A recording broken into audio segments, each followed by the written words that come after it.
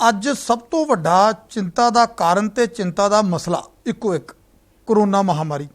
ਹਰ ਕਿਸੇ ਨੂੰ ਆਪਣਿਆਂ ਦਾ ਫਿਕਰ ਹੈ ਕਿ ਕਿਵੇਂ ਇਸ ਮਹਾਮਾਰੀ ਤੋਂ ਆਪਣੇ ਪਰਿਵਾਰ ਨੂੰ ਤੇ ਖੁਦ ਨੂੰ ਸੁਰੱਖਿਅਤ ਰੱਖਿਆ ਜਾ ਸਕੇ।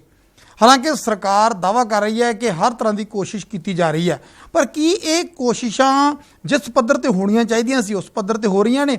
ਕਿਉਂਕਿ ਵਿਰੋਧੀ ਧਿਰਾਂ ਲਗਾਤਾਰ ਸਵਾਲ ਚੁੱਕ ਰਹੀਆਂ ਨੇ ਪੰਜਾਬ ਦੀ ਕੈਪਟਨ ਸਰਕਾਰ ਦੀ ਕਾਰਗੁਜ਼ਾਰੀ ਤੇ। ਕਈ ਤਰ੍ਹਾਂ ਦੇ ਇਹਦੇ ਵਿੱਚ ਕਮੀਆਂ ਜਿਹੜੀਆਂ ਨੇ ਉਹ ਉਜਾਗਰ ਕੀਤੀਆਂ ਜਾ ਰਹੀਆਂ ਨੇ ਕਿ ਕਈ ਤਰ੍ਹਾਂ ਦੀਆਂ ਕਮੀਆਂ ਨੇ, ਸ਼ਾਇਦ ਇਸ ਤੋਂ ਅੱਛਾ ਪ੍ਰਬੰਧ ਕੀਤਾ ਜਾ ਸਕਦਾ ਸੀ ਤੇ ਜਿਹੜੀਆਂ ਜਾਨਾਂ ਅਜਾਈ ਜਾ ਰਹੀਆਂ ਨੇ ਉਹਨਾਂ ਨੂੰ ਬਚਾਇਆ ਜਾ ਸਕਦਾ ਸੀ। ਕੀ ਐਸਾ ਕੋਈ ਰਸਤਾ ਸੀ ਜਾਂ ਹਲੇ ਵੀ ਕੋਈ ਐਸਾ ਰਸਤਾ ਹੈ ਜਿਹੜਾ ਰਲ ਮਿਲ ਕੇ ਕੱਢਿਆ ਜਾ ਸਕੇ? ਸਾਡੇ ਨਾਲ ਅਕਾਲੀ ਦਲ ਦੇ ਸੀਨੀਅਰ ਆਗੂ ਤੇ ਸਾਬਕਾ MP ਪ੍ਰੋਫੈਸਰ ਪ੍ਰੇਮ ਸਿੰਘ ਚੰਦੂਮਾਜਰਾ ਨੇ।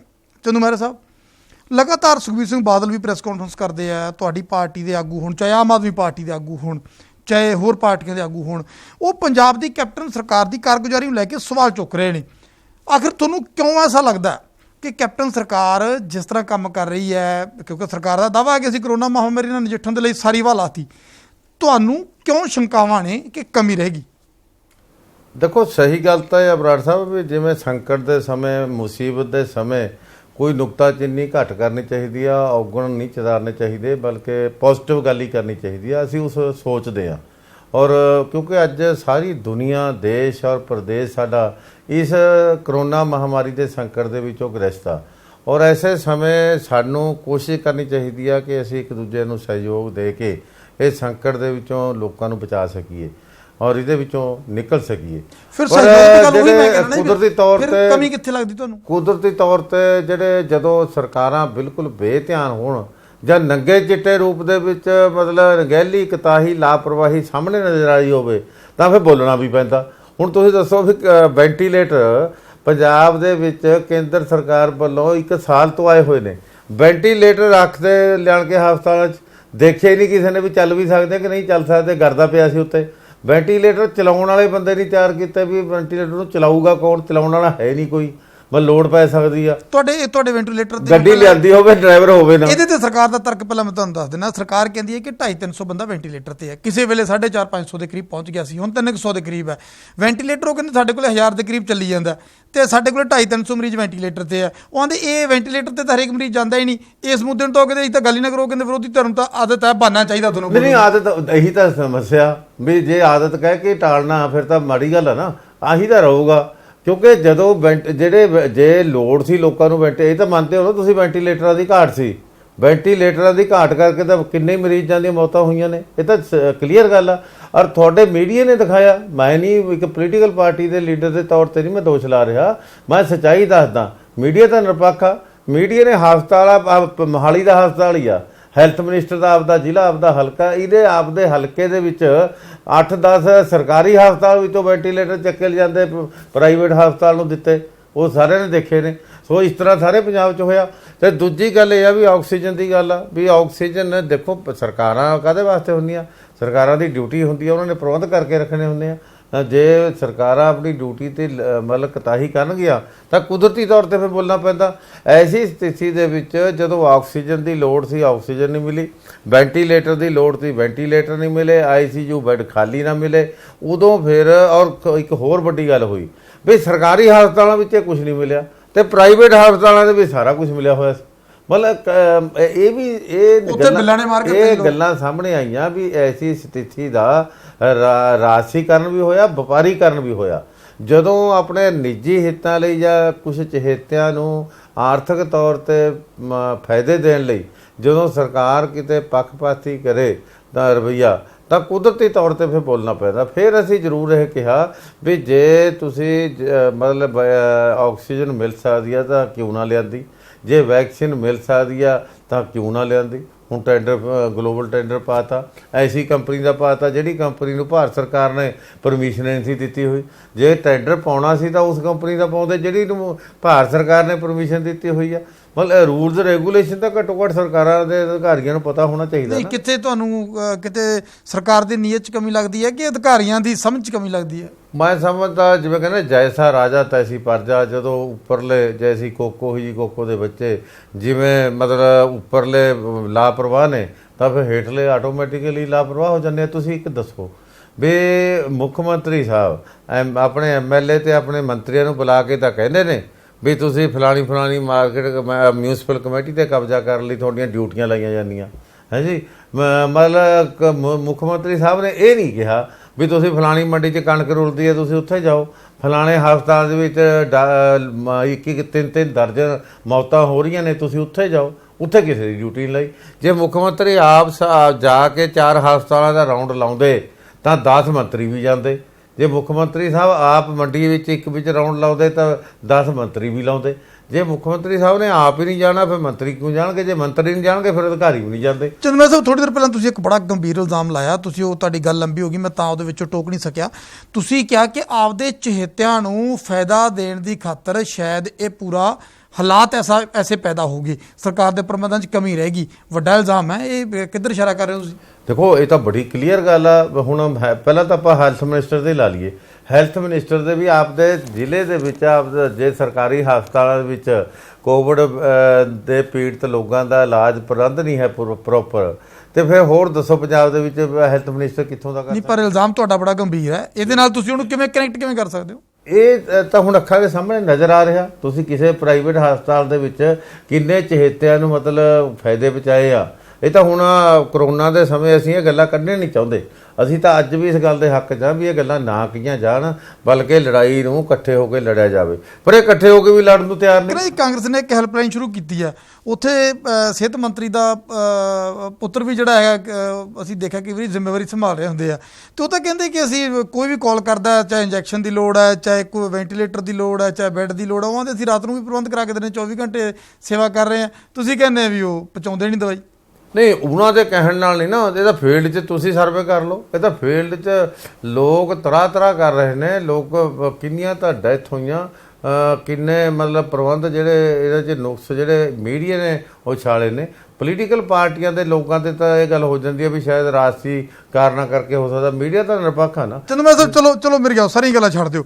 ਮੈਂ ਕਹਿੰਦਾ ਕਿ ਰਾਜਨੀਤੀ ਵੀ ਹੁੰਦੀ ਰਹਿਣੀ ਹੈ, ਇਹ ਬਿਆਨ ਵੀ ਜੇ ਸਾਰਾ ਕੁਝ ਠੀਕ ਵੀ ਹੋ ਗਿਆ ਤਾਂ ਵੀ ਤੁਹਾਨੂੰ ਉਹਨਾਂ ਦੇ ਹੱਕ 'ਚ ਦੇਣਾ ਤਾਂ ਫਿਰ ਵੀ ਔਖਾ ਹੀ ਹੈ। ਰਾਜਨੀਤਿਕ ਮਜਬੂਰੀ ਵੀ ਹੈ ਕਿ ਇੱਕ ਦੂਜੇ 'ਤੇ ਇਲਜ਼ਾਮਬਾਜ਼ੀ ਚੱਲਦੀ ਰਹਿਣੀ ਹੈ। ਤੁਸੀਂ ਵੱਡਾ ਦਿਲ ਦਿਖਾ ਦਿਓ। ਚਲੋ ਤੁਸੀਂ ਸੁਨੇਹਾ ਭੇਜਿਆ, ਐਂ ਕਰੋ ਔਖੇ ਸੌਖੇ ਕੈਪਟਨ ਸਾਹਿਬ ਨੂੰ ਫੋਨ ਲਾ ਲਓ। ਤੁਸੀਂ ਵੀ 10 ਸਾਲ ਸਰਕਾਰ 'ਚ ਰਹੇ ਹੋ, MP ਰਹੇ ਹੋ, ਪੰਜਾਬ 'ਚ ਤੁਹਾਡਾ ਵੀ ਐਕਸਪੀਰੀਅੰਸ ਹੈ, ਤੁਹਾਡੇ ਪਾਰਟੀ ਦਾ ਤਜਰਬਾ ਹੈ। ਮੁੱਖ ਮੰਤਰੀ ਸਾਹਿਬ ਨੂੰ ਤੁਹਾਡੇ ਪ੍ਰਧਾਨ ਫੋਨ ਕਰ ਲੈਣ, ਤੁਸੀਂ ਫੋਨ ਕਰ ਲਓ, ਇੱਕ ਵਾਰੀ ਗੱਲ ਕਰਕੇ ਤਾਂ ਦੇਖੋ ਵੀ ਮੁੱਖ ਮੰਤਰੀ ਸਾਹਿਬ ਸਾਡੀ ਸਲਾਹ ਲੈ ਲਓ, ਹੋ ਸਕਦਾ ਵੱਡਾ ਦਿਲ ਦਿਖਾ ਦੇਣ। ਅਸੀਂ ਤਾਂ ਵੱਡਾ ਦਿਲ ਦਿਖਾਉਣ ਨੂੰ ਤਿਆਰ ਹਾਂ। ਅਸੀਂ ਤਾਂ ਨੰਗੇ ਪੈਰ ਤੁਰ ਕੇ ਮੁੱਖ ਮੰਤਰੀ ਸਾਹਿਬ ਦੇ ਘਰੇ ਉਹਦੇ ਦਫ਼ਤਰ ਜਾਣ ਨੂੰ ਵੀ ਤਿਆਰ ਆ। ਕੋਈ ਸੁਣੇ ਤਾਂ ਸੀ? ਤਾਂ ਆਪ ਖੁਦ ਰਾਜਨੀਤਿਕ ਸ਼ਖਸੀਅਤ ਤੋਂ ਵੱਡੇ ਲੀਡਰ ਹੋ, ਤੁਹਾਡੇ ਪ੍ਰਧਾਨ ਸਾਹਿਬ ਕੋਲ ਤਾਂ ਹੋ ਸਕਦਾ ਨੰਬਰ ਹੋਵੇ ਕੈਪਟਨ ਸਾਹਿਬ ਦਾ। ਨੰਬਰ ਤਾਂ ਸਾਡੇ ਕੋਲ ਵੀ ਹੈਗੇ ਨੇ ਮੁੱਖ ਮੰਤਰੀ ਸਾਹਿਬ ਦੇ, ਪਰ ਉਹਨਾਂ ਦਾ ਸਿਸਟਮ ਇਸ ਤਰ੍ਹਾਂ ਦਾ, ਐਸੇ ਹਾਲਾਤਾਂ ਦੇ ਵਿੱਚ ਇਹੀ ਤਾਂ ਸਮੱਸਿਆ ਪੰਜਾਬ ਦੀ ਸਭ ਤੋਂ ਵੱਡੀ ਸਮੱਸਿਆ ਜਿਹੜੀ ਮੈਂ ਸ਼ੁਰੂ ਕੀਤੀ ਸੀ ਨਾ, ਵੀ ਜੈਸਾ ਰਾਜਾ ਤੈਸੀ ਪ੍ਰਜਾ। ਜਦੋਂ ਮਤਲਬ ਮੁਖੀ ਜਿਹੜਾ ਹੈ ਉਹ ਲਾਪਰਵਾਹ ਹੋਏਗਾ ਤਾਂ ਫਿਰ ਅਧਿਕਾਰੀ ਵੀ ਹੇਠਾਂ ਲਾਪਰਵਾਹ ਹੋ ਜਾਂਦੇ, ਉਸ ਤਰ੍ਹਾਂ ਰਿਸਪੌਂਸ ਨਹੀਂ ਦਿੰਦੇ। ਆਹੀ ਤਾਂ ਤਰਾਸਦੀ ਆ ਪੰਜਾਬ ਦੀ। ਤੁਸੀਂ ਇੱਕ ਦੱਸੋ, ਅਸੀਂ ਆਲ ਪਾਰਟੀ ਮੀਟਿੰਗ ਦੇ ਵਿੱਚ ਮੈਂ ਇੱਕ ਰਾਏ ਦਿੱਤੀ ਸੀ ਵੀ ਉਸ ਟਾਈਮ ਤਾਂ ਪਹਿਲਾਂ ਜਿਹੜੀ ਹੋਈ ਸੀ ਉਦੋਂ ਤਾਂ 200 ਬੰਦਾ ਸ਼ਹੀਦ ਹੋਇਆ ਸੀ ਕਿਸਾਨ ਸੰਘਰਸ਼। ਮੈਂ ਕਿਹਾ ਸੀ ਵੀ ਜਿਹੜੇ ਕਿਸਾਨ ਸੰਘਰਸ਼ 'ਚ ਬੰਦੇ ਸ਼ਹੀਦ ਹੋ ਗਏ, ਵੀ ਤੁਸੀਂ ਸਾਰੇ ਪੰਜਾਬ ਦੇ ਕਿਸਾਨਾਂ ਦੇ ਕਰਜ਼ੇ ਤੇ ਲਕੀਰ ਨਹੀਂ ਮਾਰੀ। ਚਲੋ ਉਹ ਤਾਂ ਕਿਸੇ ਦਿਨ ਫੇਰ ਬਹਿਸ ਹੋ ਜੂਗੀ, ਹੁਣ ਠੀਕ ਨਹੀਂ ਆਲ ਪਾਰਟੀ ਮੀਟਿੰਗ 'ਚ ਗੱਲ ਕਰਨੀ। ਉਹ ਤੁਸੀਂ ਧੋਖਾ ਦਿੱਤਾ, ਕੀ ਕੀਤਾ। ਪਰ ਇੱਕ ਗੱਲ ਤਾਂ ਕਰ ਦਿਓ ਵੀ ਸਾਰੇ ਆਪਾਂ ਕਿਸਾਨ ਸੰਘਰਸ਼ ਲਈ ਇਕੱਠੇ ਹੋਏ, ਮੀਟਿੰਗ ਕਿਸਾਨ ਸੰਘਰਸ਼ ਲਈ ਸੀ, ਅਤੇ ਜਿਹਦੇ ਲਈ ਸਾਰੇ ਆਪਾਂ ਸਹਿਮਤ ਹਾਂ। ਅਤੇ ਫਿਰ ਤੁਸੀਂ ਕਿਸਾਨ ਸੰਘਰਸ਼ 'ਚ ਸ਼ਹੀਦ ਹੋਏ, ਘੱਟੋ ਘੱਟ 200 ਪਰਿਵਾਰ ਉਦੋਂ ਹੋਏ ਸੀ ਸ਼ਹੀਦ ਬੰਦੇ, ਵੀ 200 ਬੰਦਿਆਂ ਦਾ ਕਰਜ਼ਾ ਤਾਂ ਮਾਫ ਕਰ ਦਿਓ। ਮੈਂ ਇਸ ਗੱਲ ਤੇ ਹੋਣਾ, ਪਹਿਲਾਂ ਇੱਕ ਵਾਰੀ ਕਰੋਨਾ ਵਾਲੀ ਗੱਲ ਪੂਰੀ ਕਰਦਾ। ਮੈਂ ਤੁਸੀਂ ਕਹਿੰਦੇ ਹੋ ਸਰਕਾਰ ਨੇ ਕੀਤਾ ਕੁਝ ਨਹੀਂ, ਪਰ ਮੁੱਖ ਮੰਤਰੀ ਕੈਪਟਨ ਅਮਰਿੰਦਰ ਸਿੰਘ ਨੇ ਤਾਂ ਇੱਕ ਐਲਾਨ ਕਰਤਾ ਸੀ, ਜਿਹੜੇ ਫਰੰਟ ਲਾਈਨ ਵਾਰੀਅਰ ਕੋਈ ਸ਼ਹੀਦ ਹੁੰਦਾ, ਕਿਸੇ ਦੀ ਜਾਨ ਜਾਂਦੀ ਹੈ, ਉਹ ਆਂਦੇ ਸੀ ਉਹਨੂੰ 50 ਲੱਖ ਰੁਪਈਆ ਦੇਵਾਂਗੇ ਔਰ ਸਰਕਾਰੀ ਨੌਕਰੀ ਇੱਕ ਪਰਿਵਾਰ ਦੇ ਜੀ ਨੂੰ ਦੇਵਾਂਗੇ। ਔਰ ਹੁਣ ਵੀ ਉਹ ਕਹਿੰਦੇ ਕਿ ਜਿਹੜੇ ਪਰਿਵਾਰਾਂ ਦੀ ਜਾਨ ਜਾ ਰਹੀ ਹੈ ਉਹਨਾਂ ਦੇ ਪਰਿਵਾਰਾਂ ਨੂੰ ਮਦਦ ਦਿੱਤੀ ਜਾਊਗੀ, ਬੱਚਿਆਂ ਦੀ ਪੜ੍ਹਾਈ ਮੁਫਤ ਹੋਊਗੀ। ਦੇਖੋ, ਮੁੱਖ ਮੰਤਰੀ ਸਾਹਿਬ ਜਿਹੜੇ ਨੇ ਕੈਪਟਨ ਅਮਰਿੰਦਰ ਸਿੰਘ, ਕਿਸੇ ਸਮੇਂ ਇਹਨਾਂ ਦਾ ਇੱਕ ਅਕਸ ਸੀ, ਪਹਿਚਾਣ ਸੀ ਲੋਕਾਂ ਦੇ ਵਿੱਚ ਕਿ ਜੋ ਕਹਿ ਦਿੰਦੇ ਆ ਉਹ ਕਰ ਦਿੰਦੇ ਆ। ਪਰ ਅੱਜ ਬਿਲਕੁਲ ਹੀ ਉਲਟ ਹੋ ਗਈ। ਹੁਣ ਕਿੰਨਾ ਹੀ ਕੁਛ ਆ। ਹੁਣ ਕਿਸਾਨਾਂ ਨੂੰ ਕਿਹਾ ਸੀ ਵੀ 5-5 ਲੱਖ ਰੁਪਇਆ ਦੇਵਾਂਗੇ ਜਿਹੜੇ ਸ਼ਹੀਦ ਹੋ ਗਏ, ਮੇਰਾ ਖਿਆਲ ਆ 10-20 ਨੂੰ ਦੇਤਾ, ਮੁੜ ਕੇ ਦਿੱਤਾ ਨਹੀਂ। ਆਹੀ ਜਿਹੜੇ ਫਰੰਟ ਰਨਰ ਨੇ ਕਰੋਨਾ ਦੇ ਵਾਰ ਵੈਰੀਅਰ ਨੇ, ਇਹਨਾਂ ਨੂੰ ਕਿਹਾ ਸੀ 50 ਲੱਖ ਦੇਵਾਂਗੇ ਜਿਹੜੇ ਸ਼ਹੀਦ ਹੋ ਜਾਣਗੇ। ਮੇਰਾ ਖਿਆਲ 1-2 ਨੂੰ ਜ਼ਰੂਰ ਦਿੱਤਾ ਹੋਣਾ ਸ਼ੁਰੂ 'ਚ ਫੋਟੋਆਂ ਤਰਾਉਣ ਵਾਸਤੇ, ਮੁੜ ਕੇ ਮੈਨੂੰ ਨਹੀਂ ਲੱਗਦਾ ਵੀ ਕਿਸੇ ਨੇ ਦਿੱਤਾ। ਤੁਸੀਂ ਸਰਵੇ ਕਰ ਲਓ ਜਾਂ ਮੁੱਖ ਮੰਤਰੀ ਸਾਹਿਬ ਤੋਂ ਤੁਸੀਂ ਲਿਸਟ ਲੈ ਲਓ, ਉਹ ਪ੍ਰਕਾਸ਼ ਕਰਨ ਲਿਸਟ ਵੀ ਅਸੀਂ ਕਿੰਨੇ ਵਾਰ ਵੈਰੀਅਰ ਦੇ ਜਿਹੜੇ ਕੋਵਿਡ ਦੇ ਨੇ ਉਹਨਾਂ ਨੂੰ ਅਸੀਂ 50-50 ਲੱਖ ਰੁਪਇਆ ਦਿੱਤਾ। ਮੇਰਾ ਖਿਆਲ ਆ 2-3 ਨੂੰ ਭਾਵੇਂ ਦੇਤਾ ਹੋਵੇ, ਮੈਂ ਨਹੀਂ ਕਹਿ ਸਕਦਾ, 23 ਤੋਂ ਵੱਧ ਨਹੀਂ ਕਿਸੇ ਨੂੰ ਦਿੱਤਾ। ਆਹੀ ਕਿਸਾਨਾਂ ਦੇ ਮਸਲੇ ਦੇ ਵਿੱਚ ਆ, 10-20 ਨੂੰ ਦੇਤਾ, ਫਿਰ ਮੁੜ ਕੇ ਕਿਸੇ ਨੂੰ ਕਿਸਾਨਾਂ ਨੂੰ ਵੀ ਕਹਿੰਦੇ ਸੀ 5 ਲੱਖ, ਕਿਸਾਨਾਂ ਨੂੰ ਕਹਿੰਦੇ 5 ਲੱਖ ਦੇਵਾਂਗੇ, ਤੇ 5 ਲੱਖ ਪਹਿਲਾਂ ਤਾਂ ਸ਼ੁਰੂ 'ਚ ਦਿੱਤਾ, 10-20 ਭੋਗਾਂ ਤੇ ਮੈਂ ਜਾਂਦਾ ਰਿਹਾ ਤੇ ਦੇਖਦਾ ਵੀ ਰਿਹਾ। ਹੁਣ ਅਸੀਂ ਕਿੰਨਿਆਂ ਦੇ ਗਏ ਆ, ਹੁਣ ਸਰਕਾਰੀ ਨੁਮਾਇੰਦੇ ਆਉਣ ਤੋਂ ਹੀ ਹਟ ਗਏ। ਕੀ ਲੱਗਦਾ ਫਿਰ ਤੁਹਾਨੂੰ, ਕਿਉਂ ਇੱਥੇ ਤੁਹਾਨੂੰ ਕਮੀ ਕੀ ਲੱਗਦੀ ਹੈ? ਕਮੀ ਤਾਂ ਇਹ ਆ ਵੀ ਇਹ ਲੋਕ ਅਸਲ 'ਚ ਸੁਹਿਰਦ ਨਹੀਂ ਹੈ, ਮਤਲਬ ਸੀਰੀਅਸ ਨਹੀਂ ਹੈ, ਮਤਲਬ ਜਾਂ ਇਹ ਕਹਿ ਲਓ ਵੀ ਵਕਤੀ ਤੌਰ ਤੇ ਲਾਹਾ ਲੈਣ ਦੇ ਚੱਕਰ 'ਚ ਰਹਿੰਦੇ ਆ ਵੀ ਸ਼ਾਇਦ 1-2 ਵਾਰੀ ਖਬਰ ਆ ਗਈ, ਫਿਰ ਫੋਟੋ ਆ ਗਈਆਂ, ਇੰਨੇ ਨਾਲ ਕੰਮ ਸਰ ਜਾਏਗਾ। ਅਸਲੀ ਮੈਨੇ ਐਲਾਨ ਤਾਂ ਸਰਕਾਰ ਲਗਾਤਾਰ ਐਲਾਨ ਚਾਹੇ ਕਰੀ ਜਾਵੇ, ਪਰ ਐਲਾਨ ਜਦੋਂ ਲੋਕਾਂ ਦੇ ਵਿੱਚ ਪ੍ਰੈਕਟੀਕਲ ਤੌਰ ਤੇ ਐਲਾਨਾਂ ਦੀ ਮਤਲਬ ਲਾਗੂ ਨਹੀਂ ਹੋਣਗੇ, ਉਦੋਂ ਤਾਂ ਲੋਕਾਂ ਨੂੰ ਧਰਵਾਸ ਨਹੀਂ ਨਾ ਆ ਸਕਦਾ। ਹੁਣ ਐਲਾਨ ਤਾਂ ਇਹਨਾਂ ਨੇ ਬਹੁਤ ਕੀਤੇ ਸੀ, ਕਰਜ਼ੇ ਤੇ ਲਕੀਰ ਮਾਰਨ ਦੇ ਵੀ ਕੀਤੇ ਸੀ, ਘਰ ਨੌਕਰੀ ਦੇਣ ਦੇ ਵੀ ਕੀਤੇ ਸੀ, ਨਸ਼ਾ ਖਤਮ ਕਰਨ ਦੇ ਕੀਤੇ ਸੀ। ਹੁਣ ਕਹਿੰਦੇ ਨਸ਼ਾ ਖਤਮ ਨਹੀਂ ਕਰਨ ਦੀ ਗੱਲ ਕੀਤੀ ਸੀ, ਮਤਲਬ ਨਸ਼ੇ ਦਾ ਲੱਕ ਤੋੜਨ ਦੀ ਗੱਲ ਕੀਤੀ ਸੀ। ਮਤਲਬ ਉਹਨਾਂ ਨੂੰ ਇਹ ਨਹੀਂ ਪਤਾ ਵੀ ਪੰਜਾਬੀ ਦੀ ਕਹਾਵਤ ਮਤਲਬ ਇਹੀ ਹੁੰਦਾ। ਮਤਲਬ ਇਸ ਤਰ੍ਹਾਂ ਦੀਆਂ ਗੱਲਾਂ, ਮੇਰਾ ਮਤਲਬ ਵੀ ਮੁੱਖ ਮੰਤਰੀ ਸਾਹਿਬ ਜਾਨੀ ਹੁਣ ਆਪਣਾ ਇਹ ਵਾਅਦਿਆਂ ਤੋਂ ਮੁੱਕਰਨ ਦਾ ਇੱਕ ਅਕਸ ਬਣਾ ਬੈਠੇ ਨੇ, ਪਹਿਚਾਣ ਬਣਾ ਬੈਠੇ ਨੇ। ਹੁਣ ਉਹ ਸਮਝਦੇ ਨੇ ਹੁਣੇ ਪਹਿਚਾਣ ਤਾਂ ਬਣ ਗਈ, ਹੁਣੇ ਪਹਿਚਾਣ ਤੋੜਨੀ ਕਾਹਨੂੰ ਆ। ਲੋਕ ਚੰਦੂਮਾਜਰਾ ਸਾਹਿਬ ਚਾਹੇ ਅੱਜ ਕੈਪਟਨ ਸਾਹਿਬ ਤੋਂ ਨਾ ਕੁਝ ਨੇ, ਪਰ ਤੁਹਾਡੇ ਨਾਲ ਵੀ ਬੜੇ ਗਿਲੇ ਨੇ ਲੋਕਾਂ ਦੇ, ਔਰ ਕਿਸਾਨੀ ਸੰਘਰਸ਼ ਨੂੰ ਲੈ ਕੇ ਲਾ ਲਓ। ਕਿਸਾਨੀ ਸੰਘਰਸ਼ ਦੇ ਵਿੱਚ ਅਕਾਲੀ ਦਲ ਦੀ ਕੀ ਦੇਣ ਹੈ? ਤੁਸੀਂ ਅਕਾਲੀ ਦਲ ਨੇ ਕਿਸੇ ਦੇ ਤੌਰ ਤੇ ਤੁਹਾਨੂੰ ਲੱਗਦਾ ਹੈ ਕਿ ਤੁਸੀਂ ਹਮੇਸ਼ਾ ਤੋਂ ਕਹਿੰਦੇ ਹੋ ਕਿ ਅਸੀਂ ਕਿਸਾਨਾਂ ਦੀ ਆਵਾਜ਼ ਹੈ, ਕਿਸਾਨਾਂ ਦੀ ਪਾਰਟੀ ਆ, ਤਾਂ ਕੀ ਕਿਸਾਨੀ ਸੰਘਰਸ਼ ਦੇ ਵਿੱਚ ਤੁਹਾਨੂੰ ਲੱਗਦਾ ਹੈ ਕਿ ਤੁਸੀਂ ਜਿੰਨਾ ਕਰ ਸਕਦੇ ਸੀ ਉਹਨਾਂ ਕਰ ਪਾਏ ਹੋ ਜਾਂ ਕਰ ਸਕਦੇ ਹੋ ਆਉਣ ਵਾਲੇ ਟਾਈਮ 'ਚ? ਦੇਖੋ ਇਹ ਸੱਚ ਆ ਬਰਾੜ ਸਾਹਿਬ, ਜਿਹੜੀ ਤੁਸੀਂ ਕਹੀ ਹੈ ਨਾ ਵੀ ਅਕਾਲੀ ਦਲ ਦੀ ਜਿਹੜੀ ਪਹਿਚਾਣ ਆ ਨਾ, ਉਹ ਜਿੱਥੇ ਪੰਜਾਬੀਆਂ ਦੀ ਪਾਰਟੀ, ਪੰਥਕ ਪਾਰਟੀ, ਪੰਜਾਬ ਦੇ ਹਿੱਤਾਂ ਦੀ ਪਹਿਰੇਦਾਰ ਪਾਰਟੀ ਦੇ ਤੌਰ ਤੇ ਆ, ਸੂਬਿਆਂ ਦੇ ਵੱਧ ਅਧਿਕਾਰ ਮੰਗਣ ਦੀ ਦਿਵਾਉਣ ਦੇ ਪਹਿਰੇਦਾਰ ਪਾਰਟੀ ਆ, ਉੱਥੇ ਕਿਸਾਨੀ ਦੀ ਵੀ ਇੱਕ ਪਹਿਰੇਦਾਰ ਪਾਰਟੀ ਦੇ ਤੌਰ ਤੇ ਪਹਿਚਾਣ ਆ। ਤੇ ਇਹ ਜਿਹੜਾ ਮੌਜੂਦਾ ਸਮੇਂ ਵਿੱਚ ਖੇਤੀ ਸੰਬੰਧੀ ਕਾਨੂੰਨ ਬਣੇ, ਇਹ ਕਾਨੂੰਨ ਉਦੋਂ ਅਕਾਲੀ ਦਲ ਰਾਜ ਭਾਗ ਦੇ ਵਿੱਚ ਸੀ।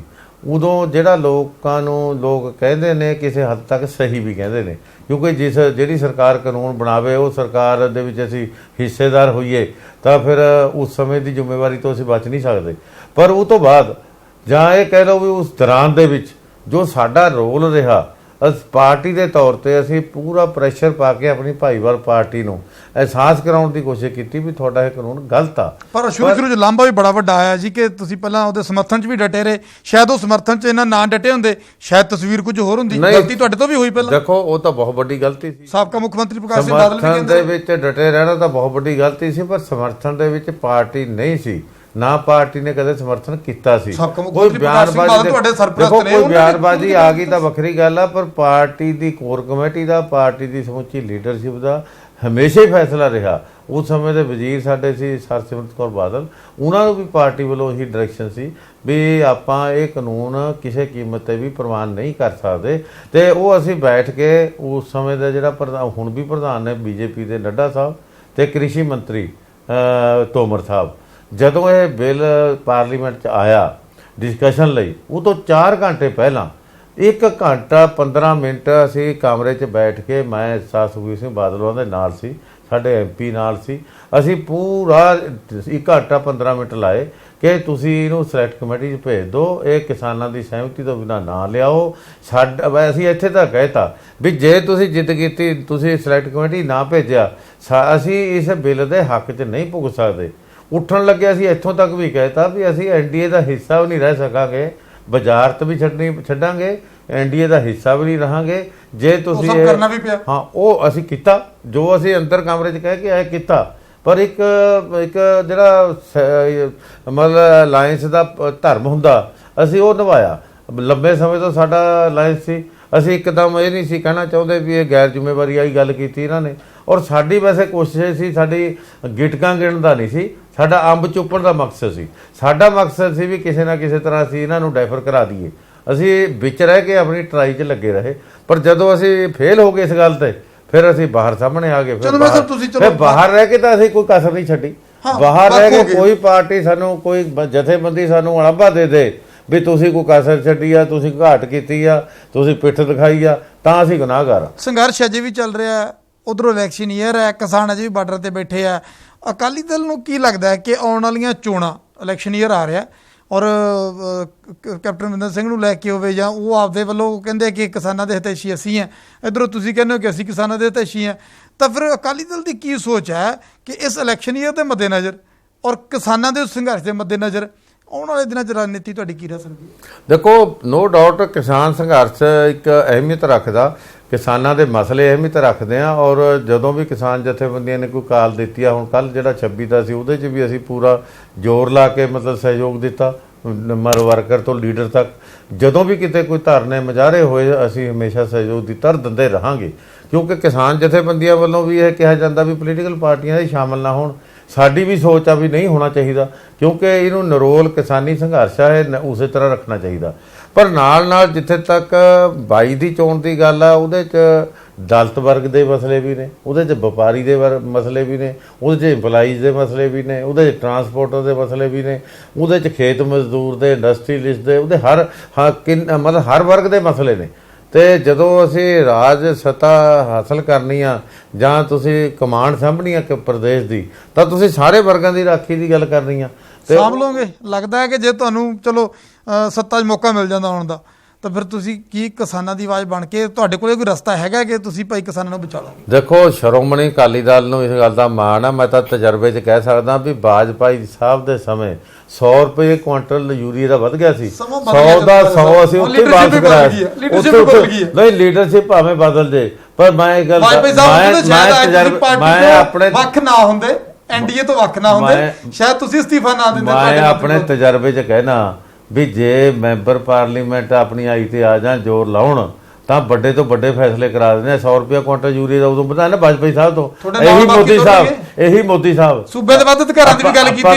ਤੁਸੀਂ ਕਹਿੰਦੇ ਸੀ ਅਸੀਂ ਬੰਗਾਲ ਨੂੰ ਨਾਲ ਲਵਾਂਗੇ, ਆਪਾਂ ਮੋਦੀ ਸਾਹਿਬ ਦੀ ਗੱਲ ਕਰਦੇ ਆ ਨਾ।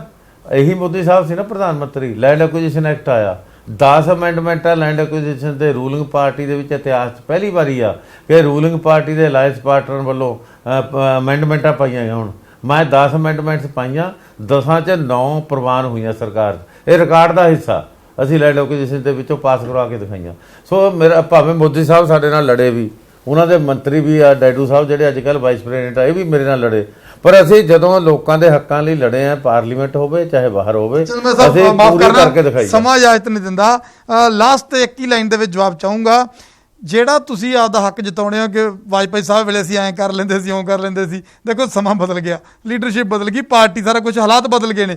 ਕੀ ਤੁਹਾਨੂੰ ਲੱਗਦਾ ਹੈ ਕਿ ਅੱਜ ਤੁਸੀਂ ਉਸ ਐਨਡੀਏ ਤੋਂ ਵੱਖ ਹੋ ਚੁੱਕੇ ਹੋ, ਕੇਂਦਰ ਤੇ ਐਸਾ ਦਬਾਅ ਬਣਾਉਣ ਦੀ ਤੁਹਾਨੂੰ ਲੱਗਦਾ ਹੈ ਕਿ ਸਮਰੱਥਾ ਹੈ? ਚਾਹੇ ਹੋਰ ਸੱਜੇ ਖੱਬੇ ਵਾਲੇ ਸੂਬਿਆਂ ਨਾਲ ਲੈ ਲਓ, ਉੱਥੇ ਸਮਰੱਥਾ ਰੱਖਦੇ ਹੋ ਕਿ ਸੈਂਟਰ ਨੂੰ ਝੁਕਾ ਪਾਓਗੇ? ਮੈਂ ਕਹਿੰਦਾ, ਮੈਂ ਤੁਹਾਨੂੰ ਪਹਿਲਾਂ ਹੀ ਕਿਹਾ, ਮੈਂ ਨਿੱਜੀ ਤਜਰਬੇ ਕਿਹਾ, ਆਹੀ ਲੀਡਰਸ਼ਿਪ ਸੀ ਨਾ। ਇਸੇ ਲੀਡਰਸ਼ਿਪ ਤੋਂ ਅਸੀਂ ਜਿਹੜੀ ਸਿੱਟ ਬਣਾਈ ਸੀ, ਆਪਣੇ ਜਿਹੜੇ 1984 ਦੇ ਕਤਲੇਆਮ ਦੇ ਦੋਸ਼ੀਆਂ ਨੂੰ ਅੰਦਰ ਕਰਾਇਆ, ਸੱਜਣ ਕੁਮਾਰ ਵਰਗਿਆਂ ਨੂੰ, ਇਸੇ ਇਹਨਾਂ ਦੀ ਕਰਾਇਆ ਨਾ। ਆ ਜਿਹੜਾ ਕਰਤਾਰਪੁਰ ਸਾਹਿਬ ਦਾ ਲਾਂਘਾ ਸੀ, ਇਹ ਕਿਤੇ ਐਵੇਂ ਹੋ ਗਿਆ। ਜਿਹੜੀ GST ਲੱਗੀ ਸੀ ਦਰਬਾਰ ਸਾਹਿਬ ਦੇ, ਚਲੋ ਉਹਨਾਂ ਦਾ ਵੀ ਹਿੱਸਾ ਹੋਊ, ਉਹਨਾਂ ਨੇ ਵੀ ਕਰਿਆ। ਮੈਂ ਨਹੀਂ ਕਹਿੰਦਾ ਵੀ ਉਹਨਾਂ ਨੇ ਕੁਝ ਨਹੀਂ ਕੀਤਾ, ਸਿੱਧੂ ਸਾਹਿਬ ਨੇ ਉਹਨਾਂ ਵੀ ਕੀਤਾ, ਜਿਹਨੇ ਵੀ ਪਾਇਆ ਚੰਗੀ ਗੱਲ ਆ। ਪਰ ਮੇਰਾ ਮਤਲਬ ਹੁਣ GST ਲੰਗਰ ਦਰਬਾਰ ਸਾਹਿਬ ਦੇ ਲੰਗਰ ਸਾਹਿਬ ਤੇ ਲੱਗੀ, ਉਹ ਵੀ ਦੂਰ ਕਰਾਈ। ਔਰ ਕਾਲੀ ਸੂਚੀ ਖਤਮ ਕਰਾਉਣ ਵਾਲੀ ਗੱਲ ਕਿਤੇ ਛੋਟੀ ਸੀ, ਉਹ ਵੀ ਅਸੀਂ ਦੂਰ ਕਰਾਈ। ਮਤਲਬ ਇਹ ਨਹੀਂ ਗੱਲ ਵੀ ਮੋਦੀ ਸਾਹਿਬ ਤੋਂ ਵੀ ਕਈ ਇਹੋ ਜਿਹੇ ਕੰਮ ਕਰਾਏ ਜਿਹੜੇ ਕੋਈ ਸੋਚ ਹੀ ਨਹੀਂ ਸਕਦਾ ਸੀ ਵੀ ਇਹ ਕਰ ਵੀ ਸਕਦੇ ਨੇ, ਪਰ ਅਸੀਂ ਜ਼ੋਰ ਪਾ ਕੇ ਉਦੋਂ ਸੱਜਣ ਕੁਮਾਰ ਵਰਗਿਆਂ ਨੂੰ ਅੰਦਰ ਵੀ ਕਰਾਇਆ। ਆਹੀ ਮੈਂ ਕਹਿੰਦਾ, ਨਹੀਂ ਮੋਦੀ ਸਾਹਿਬ ਸੀ ਨਾ, ਔਰ ਲੜ ਕੇ ਕਰਾਈ ਅਸੀਂ ਲੈਂਡ ਐਕੁਜੀਸ਼ਨ ਐਕਟ ਦੇ ਵਿੱਚ ਸੋਧਾਂ ਕਰਾਈਆਂ। ਤਾਂ ਅੱਗੇ ਵੀ ਲੜਨ ਦੀ ਹਿੰਮਤ ਲੱਗਦਾ ਤੁਹਾਨੂੰ ਕਿ ਅਕਾਲੀ ਦਲ 'ਚ ਹੈ?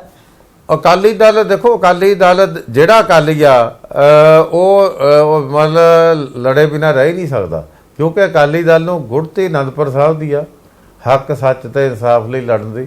ਅਕਾਲੀ ਦਲ ਦਾ ਵਿਰਸਾ ਆਪਣੇ ਹੱਕ ਲੜ ਕੇ ਲੈਣ ਦਾ, ਚੁੱਪ ਕਰਕੇ ਨਹੀਂ। ਸੋ ਅਕਾਲੀ ਦਲ ਮੈਂ ਸਮਝਦਾ ਆਪਣੇ ਵਿਰਸੇ ਤੇ ਕਾਇਮ ਰਹਿ ਕੇ, ਅੱਜ ਭਾਵੇਂ ਲੀਡਰਸ਼ਿਪ ਸੈਂਟਰ ਦੀ ਕੋਈ ਵੀ ਹੋਵੇ ਤੇ ਆਪਣੇ ਹੱਕਾਂ ਲਈ ਲੜਾਈ ਤੋਂ ਕਦੇ ਪਿੱਛੇ ਨਹੀਂ ਹਟੇਗਾ। ਆ ਜਿਹੜਾ ਤੁਸੀਂ ਕਹਿੰਦੇ ਹੋ ਨਾ ਪੱਛਮੀ ਬੰਗਾਲ ਦੇ ਮੁੱਖ ਮੰਤਰੀ ਨੂੰ ਮਿਲੇ, ਅਸੀਂ ਮਹਾਰਾਸ਼ਟਰ ਦੇ ਮੁੱਖ ਮੰਤਰੀ ਨੂੰ ਮਿਲੇ, ਇਹ ਵੀ ਸਾਡੀ ਇੱਕ ਸੋਚ ਆ। ਅਸੀਂ ਦੇਸ਼ ਦੇ ਅੰਦਰ ਜਿਹੜੀਆਂ ਰੀਜਨਲ ਪਾਰਟੀਆਂ ਕਹਿ ਲਓ, ਮਤਲਬ ਇਹ ਕਿਸੇ ਸਮੇਂ ਬਹੁਤ ਭਾਰੂ ਹੁੰਦੀਆਂ ਸੀ, ਫਿਰ ਸੈਂਟਰ ਜਿਹੜੀਆਂ ਨੈਸ਼ਨਲ ਪਾਰਟੀਆਂ ਉਹ ਭਾਰੂ ਹੋ ਗਈਆਂ। ਕਰ ਲੋਗੇ ਇਕੱਠੀਆਂ ਫਿਰ? ਹਾਂ, ਹੁਣ ਆਉਣ ਵਾਲਾ ਜਿਹੜਾ ਭਵਿੱਖ ਆ ਨਾ, ਆਉਣ ਵਾਲਾ ਜਿਹੜਾ ਫਿਊਚਰ ਆ ਇੰਡੀਆ ਦਾ, ਉਹ ਮੈਂ ਸਮਝਦਾ ਫਿਰ ਰੀਜਨਲ ਪਾਰਟੀਆਂ ਦੇ ਹੱਥ 'ਚ ਆ ਰਿਹਾ। ਔਰ ਹੌਲੀ ਹੌਲੀ ਦੇਸ਼ ਦੇ ਵਿੱਚ ਰੀਜਨਲ ਪਾਰਟੀਆਂ ਜਿਹੜੀਆਂ ਸਟਰੋਂਗ ਹੋ ਰਹੀਆਂ ਨੇ। ਔਰ ਜਦੋਂ ਰੀਜਨਲ ਪਾਰਟੀਆਂ ਦੀ ਗੱਲ ਹੋਏਗੀ, ਜਦੋਂ ਸੂਬਿਆਂ ਨੂੰ ਵੱਧ ਅਧਿਕਾਰ ਦੇਣ ਦੀ ਗੱਲ ਹੋਏਗੀ, ਉਦੋਂ ਅਕਾਲੀ ਦਲ ਦਾ ਨਾਂ ਆਏਗਾ ਹੀ ਆਏਗਾ। ਸੋ ਇਸ ਕਰਕੇ ਅਸੀਂ ਉਹ ਆਪਣੇ ਨਾਂ ਜਿਹੜਾ ਸਾਡਾ, ਉਹਨੂੰ ਅਸੀਂ ਕਾਇਮ ਰੱਖਣ ਲਈ ਵੀ ਅਸੀਂ ਉਸ ਵਿਰਸੇ ਦੇ ਪਿੱਛੇ ਨਹੀਂ ਹਟੇ, ਅਸੀਂ ਖੜੇ ਆ। ਉਹ ਸਾਡੀ ਹਾਜ਼ਰੀ ਲਾਉਣ ਦਾ ਮਕਸਦ ਸੀ। ਆਉਣ ਵਾਲੇ ਸਮੇਂ 'ਚ ਅਸੀਂ ਕਰਾਂਗੇ। ਬਹੁਤ ਬਹੁਤ ਸ਼ੁਕਰੀਆ ਚੰਦੂਮਾਜਰਾ ਸਾਹਿਬ। ਤਾਂ ਪ੍ਰੋਫੈਸਰ ਪ੍ਰੇਮ ਸਿੰਘ ਚੰਦੂਮਾਜਰਾ ਕਹਿੰਦੇ ਨੇ ਕਿ ਅਕਾਲੀ ਦਲ ਹਲੇ ਇੰਨਾ ਕੁ ਦਮ ਰੱਖਦਾ ਕਿ ਕੇਂਦਰ ਤੇ ਦਬਾਅ ਬਣਾ ਸਕੇ। ਹਾਲਾਂਕਿ ਉਦਾਹਰਨਾਂ ਪੁਰਾਣੀਆਂ ਦਿੰਦੇ ਨੇ, ਪਰ ਹਾਲਾਤ ਅੱਜ ਕੁਝ ਹੋਰ ਨੇ। ਪਰ ਅਕਾਲੀ ਦਲ ਦਾ ਦਾਅਵਾ ਕਿ ਆਉਣ ਵਾਲੇ ਸਮੇਂ ਦੇ ਵਿੱਚ ਵੀ ਕਿਸਾਨਾਂ ਦੀ ਲੜਾਈ ਜਿਹੜੀ ਹੈ ਕੇਂਦਰ ਦੇ ਨਾਲ ਲੜਨ ਦੀ ਸਮਰੱਥਾ ਰੱਖਦੇ ਆ। ਸੂਬਿਆਂ ਨੂੰ ਵੱਧ ਅਧਿਕਾਰ ਦੇਣ ਦੀ ਵੀ ਗੱਲ ਕੀਤੀ ਜਾ ਰਹੀ ਹੈ ਕਿ ਹੋਰ ਸੂਬਿਆਂ ਨੂੰ ਨਾਲ ਜੋੜ ਕੇ ਇਕੱਠਿਆਂ ਲੜਾਈ ਲੜੀ ਜਾਵੇਗੀ। ਪਰ ਹਾਲ ਫਿਲਹਾਲ ਦੀ ਘੜੀ ਪੰਜਾਬ ਦੀ ਕੈਪਟਨ ਸਰਕਾਰ ਨਿਸ਼ਾਨੇ ਤੇ ਹੈ ਕਿ ਕੋਵਿਡ ਮਹਾਮਾਰੀ ਦੀ ਜਿਹੜੀ ਜੰਗ ਹੈ ਉਹਦੇ ਵਿੱਚ ਸਮਰੱਥਾ ਜਿੰਨੀ ਹੋ ਸਕਦੀ ਸੀ, ਸ਼ਾਇਦ ਸਮਰੱਥਾ ਜਿੰਨੇ ਯਤਨ ਪੰਜਾਬ ਸਰਕਾਰ ਦੇ ਵੱਲੋਂ ਨਹੀਂ ਕੀਤੇ ਜਾ ਰਹੇ। ਐਸੇ ਇਲਜ਼ਾਮ ਨੇ ਅਕਾਲੀ ਦਲ ਦੇ। ਇਲਜ਼ਾਮਬਾਜ਼ੀ ਰਾਜਨੀਤੀ ਚੱਲਦੀ ਰਹਿਣੀ ਹੈ, ਪਰ ਅੱਜ ਸਮਾਂ ਹੈ ਕਿ ਸਾਰੇ ਇਕਜੁੱਟ ਹੋ ਕੇ ਇਸ ਮਹਾਮਾਰੀ ਦੇ ਨਾਲ ਨਜਿੱਠਣ। ਔਰ ਆਲ ਪਾਰਟੀ ਮੀਟਿੰਗ ਦੀ ਗੱਲ ਅਕਾਲੀ ਦਲ ਕਰਦਾ ਤਾਂ ਸ਼ਾਇਦ ਮੁੱਖ ਮੰਤਰੀ ਕੈਪਟਨ ਅਮਰਿੰਦਰ ਸਿੰਘ ਨੂੰ ਵੱਡਾ ਦਿਲ ਦਿਖਾਉਂਦੇ ਆ ਆਲ ਪਾਰਟੀ ਮੀਟਿੰਗ ਬੁਲਾ ਲੈਣੀ ਚਾਹੀਦੀ। ਜਿਵੇਂ ਪੰਜਾਬੀ ਦੀ ਕਹਾਵਤ ਹੈ ਕਿ ਮਾੜੇ ਟਾਈਮ 'ਚ ਕੰਧ ਦੀ ਵੀ ਸਲਾਹ ਲੈ ਲੈਣੀ ਚਾਹੀਦੀ ਹੈ। ਸ਼ਾਇਦ ਕੋਈ ਚੰਗੀ ਸਲਾਹ ਮਿਲ ਜੇ, ਗੱਲ ਆਮ ਲੋਕਾਂ ਨੂੰ ਬਚਾਉਣ ਦੀ ਹੈ। ਫਿਲਹਾਲ ਮੈਨੂੰ ਨੁਪਿੰਦਰ ਸਿੰਘ ਬਰਾੜ ਨੂੰ ਤੇ ਮੇਰੇ ਸਹਿਯੋਗੀ ਕੈਮਰਾਮੈਨ ਵਿਨੋਦ ਕੁਮਾਰ ਨੂੰ ਦਿਓ ਇਜਾਜ਼ਤ। ਧੰਨਵਾਦ।